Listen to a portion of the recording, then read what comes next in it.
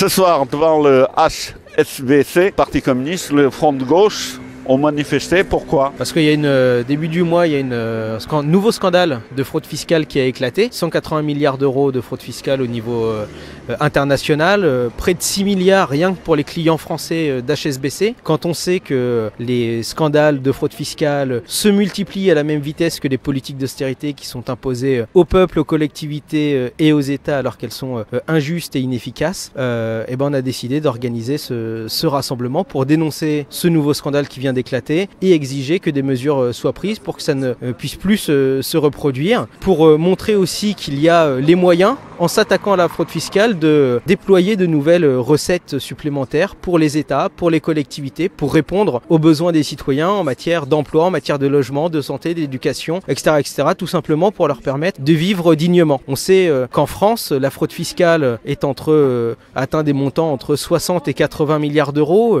1000 milliards d'euros à l'échelle européenne, c'est près de 3 fois le montant de la dette de la Grèce. Et donc on voit qu'en prenant des mesures concrètes et immédiates pour s'attaquer à cette fraude fiscale, en redonnant les moyens humains et matériels à l'administration fiscale de mener cette bataille, en levant le secret bancaire, en exigeant de la transparence au niveau des comptes des entreprises, eh ben, on peut lever des moyens supplémentaires pour mener notre politique en France et en Europe. Ce rassemblement ce soir devant cette banque comptait à peine avec les militants et les candidats du Front de gauche aux prochaines élections départementales. Pourquoi le Parti communiste, le Front de gauche, n'a pas essayé de rassembler les autres organisations par rapport à ce sujet? Mais écoutez, on l'a fait au plan national. On a initié un collectif justement pour lutter contre cette fraude fiscale. Un collectif qui demande une réorientation du système bancaire, de la politique du crédit. Et on essaie de rassembler un maximum autour de ces orientations. On essaie de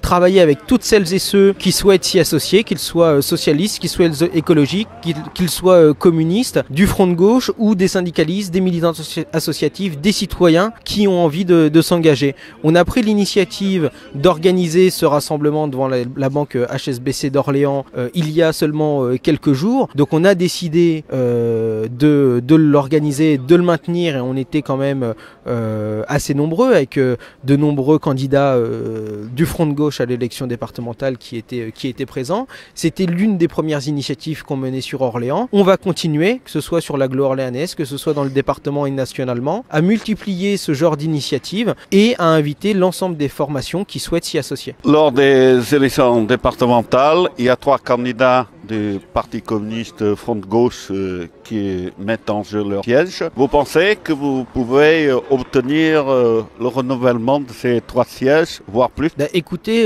je pense que le renouvellement 3 cantons qui étaient dirigés par des conseillers généraux du Front de gauche serait une bonne chose, à la fois pour notre département, pour ses habitants, pour ses salariés, ses retraités, ses jeunes et tous ses habitants, puisque nous sommes les seuls à porter l'exigence de rompre avec les politiques d'austérité qui font tant de mal à notre pays, tant de mal à la population et tant de mal à la gauche également. C'est une orientation qui mène à l'échec et il y a besoin, et il y a même urgence d'en finir, de mener une autre politique. Nous sommes les seuls à défendre cette orientation.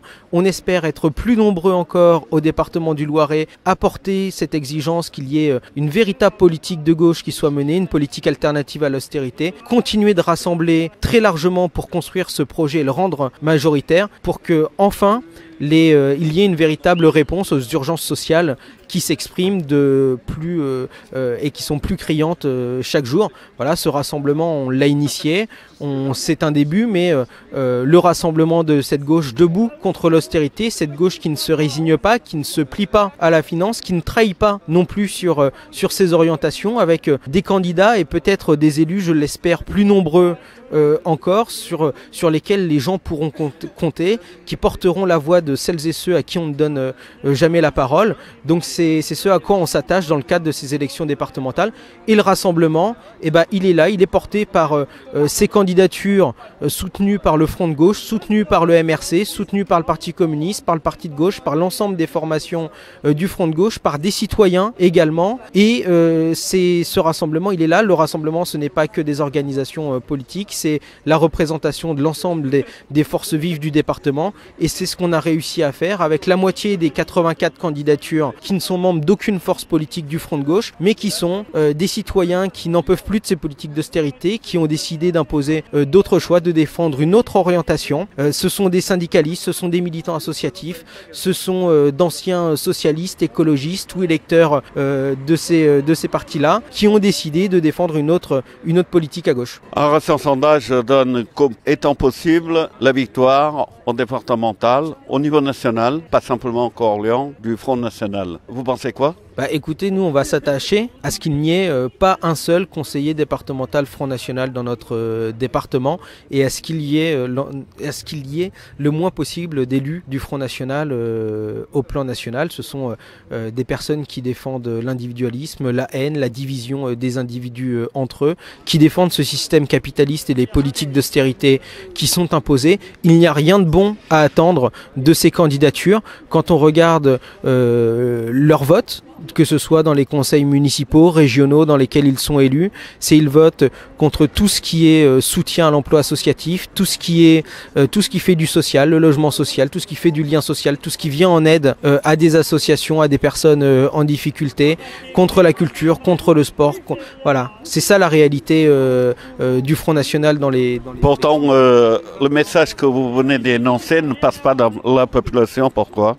Déjà, quand on regarde, il y a une présence surréaliste du Front National dans les médias. Les médias leur laissent la parole, déverser leurs paroles de haine sans jamais se remettre sur le fond et sur les propositions que porte le Front National, sans jamais les mettre face à leurs contradictions. Et donc, forcément, avec aussi un taux de déception, de colère de la population vis-à-vis de la politique menée par François Hollande et son gouvernement, qui fait monter l'abstention, qui fait aussi, et ça c'est une réalité, qu'il y ait de plus en plus de personnes qui sont d'accord avec les thèses défendues par le Front National. Voilà ce qui explique cette montée. Nous on s'attache dans toutes nos initiatives, dans tous nos matériels, à montrer le vrai visage du Front National, à le combattre et à montrer que ce n'est absolument pas la solution pour la population.